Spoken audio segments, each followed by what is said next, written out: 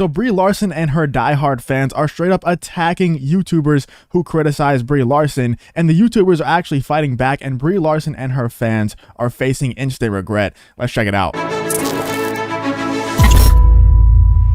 So Brie Larson is one of those people in Hollywood who just doesn't care about certain demographics of people. She just straight up attacks certain races and certain genders simply because they are those races and genders. And yet, if you attack Brie Larson, if you go after Brie Larson or criticize Brie Larson, either for those comments or simply for being a bad actress, either way, you are called the racist and sexist, even though you are attacking the comments that Brie Larson made that are straight up racist and sexist. They are. There's no way around it. There is no semantics game that you can play to make it to where Brie Larson has not said those types of comments in the past. But now, her fans and her are going after YouTubers who do criticize her for those comments, who do criticize just her acting. I don't think that her acting is that good either. And honestly, if she has never made any of those comments before, if she never got on stage and said the stuff that she said about certain groups of people, which I'll show you if you don't know, I'll show you in 1 second after we go over this article. If she never did that, if she just carried herself the way that she carries herself,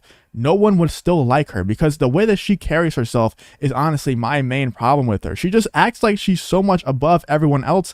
Not even only the fans. She's not even only acting like she's above the fans. She acts like she's above her fellow actors and actresses. Every time she does interviews with the Marvel people, she just acts like she's so much better than them. And you can tell, there's been so many videos made about it. You can just tell that they don't like being around her. It's not just that they don't like acting with her. They don't like working with her. They don't like being around her, period. But this article from Bounding Into Comics talks about exactly what I mentioned earlier. Brie Larson stands accused the actress's critics of racism and sexism. It's a bold-faced lie, and not only is it a bold-faced lie, but Brie Larson has done exactly that. She has made comments that are exactly those things, and like I said, you'll see that a little bit later on in the video. But Brie Larson stands, or crazed, obsessed fans, as defined by Urban Dictionary, are attempting to defend the actress for her past actions by accusing her critics of racism and sexism. Brie Larson's stan account on Twitter, Brie Larson WW, recently shared a meme showing a Trojan horse labeled racism and sexism filled with YouTuber Mecha Random, Jeremy from Geeks and Gamers, Jeremy from The Quartering, and Anna from That Star Wars Girl. The Trojan horse is being pulled by a man labeled Geek YouTuber into YouTube, which is filled with young apolitical public. They captioned the meme writing, "Yeah, that's pretty much the story of why people hate Brie Larson. It's all manipulation and bias." I don't think it's manipulation and bias. Like I said, she has made comments that if she wasn't even a horrible person, if she wasn't a totally unlikable person outside of those comments, if she just made those comments, we would hate her, because that is a racist and sexist person. She is making racist and sexist comments, and I don't like racist. I don't like sexist. I don't care what race it's against. I don't care what gender or sex it's against. I don't care. If you are those things, I don't like you. That's how it works. So even if she was a great person outside of those comments, even if she was the most likable person in the world, it wouldn't matter, because she made bad comments that I don't like, and she stuck by those comments multiple times. She's never backtracked. She's actually doubled down on those comments multiple times, and she's kind of danced around it a little bit. She tried to manipulate what she said to mean something else, but we all know what it means. She said the stuff, and I'm going to show you, it's down here. The video is right there. I'm going to show you that in a second, but what that means, what she's trying to do is play into the Hollywood agenda, play into the Hollywood narrative that everyone else is trying to push as well. But this is the original tweet that they're talking about. Yeah, that's pretty much the story of why people hate Brie Larson. It's all manipulation and bias. And here is the very super creative picture that this person made, saying that Mecha Random, Jeremy from Geeks and Gamers, Jeremy from The Quartering, and Anna That Star Wars Girl are apparently racist and sexist, even though there's 2 women in there. I don't know, man. These people accusing these women of being sexist, it's pretty stupid. I guess you can be a woman and be sexist at the same time, but it's just pretty stupid that they think that all of these women are involved in the fandom menace. And I'm not part of the fandom menace. I'm just going to say that right now.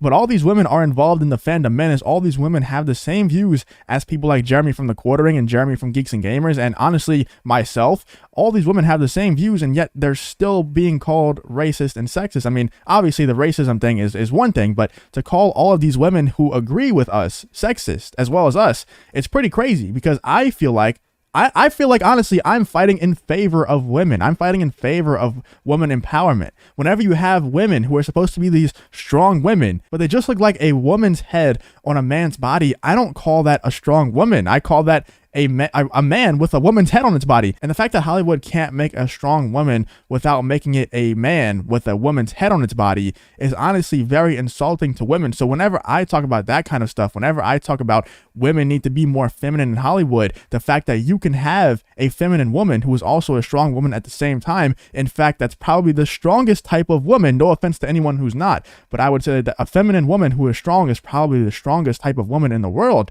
The fact that Hollywood can't see that, the fact that Hollywood does not ever portray strong feminine women, I think is very insulting to women. So I think I'm on women's side a lot of the time, because I think that there's a lot more feminine women out there than women who look like, let's say, Peggy Carter in the What If series. Now, I'm not the biggest hater of the What If series. I know what it's supposed to be. I know that What If is just what if every man was a woman. I understood that before we even saw any kind of footage, before we saw a trailer, anything. I knew what it was going to be. And also at the same time, it's just supposed to be a fun cartoon for the people who don't really care about that kind of stuff, for the people who don't really understand the narrative that's being pushed behind the scenes. It's going to be fun for them, and I understand that. It's not for me, so I'm not going to watch it. I'm not going to hate on it constantly, but I understand what it is, and it doesn't change the fact that that's still very insulting to women. But let's move on with this article. The meme was completely false. In fact, it's Brie Larson who has actually expressed sexist and racist views in the past. 100% that's true. Infamously, back in June 2018, while receiving the Crystal Award at the Women in Film Crystal plus Lucy Awards in Los Angeles, Larson commented on the critics of A Wrinkle in Time. You wrote white dude to tell me what didn't work for him about A Wrinkle in Time. It wasn't made for him. I want to know what that film meant. That's honestly so hilarious and honestly pretty disgusting that everyone just claps and cheers and laughs at what she just said. I don't know if you caught what she said, but I'll play it one more time. You wrote white dude to tell me what didn't work for him about A Wrinkle in Time. It wasn't made for him. Honestly, man, I would never hit a woman, but I would love to be a woman and just punch her straight in the jaw. Like, I can't stand when women do that neck stuff in the first place, but it's kind of hard to hear. But what she is saying is that she doesn't need a 40-year-old white dude to tell her what he didn't like about A Wrinkle in Time. It wasn't made for him. And here the article just repeats that. It says, I don't need a 40-year-old white dude to tell me what didn't work about A Wrinkle in Time. It wasn't made for him. I want to know what that film meant to women of color, to biracial women, to teen women of color, to teens that are biracial. So no white people and only teenagers. That's it. That's the only people who can watch this movie. That's the only people who are allowed to criticize this movie. Very, very inclusive of you, Hollywood. Very inclusive of Brie Larson there. And yeah, I think that those comments are so inclusive that anyone who ever criticizes Brie Larson until the end of time will forever be a racist and sexist. I agree with that 100%. And for the third time, I don't hate white dudes. These are just facts. These are not my feelings. Those are definitely your feelings, because I'm sure that there's some 40-year-old white dudes out there